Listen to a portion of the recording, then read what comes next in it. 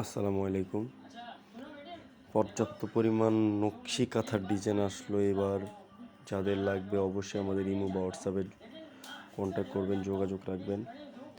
আর আমাদের পেজে অবশ্যই ফলো দিয়ে রাখবেন। নকশি কাঁথা, নকশি চাদর, যেই ধরনের কাঁথা চান সব ধরনের কাঁথা আমাদের কাছে পাবেন অ্যাভেলেবেল।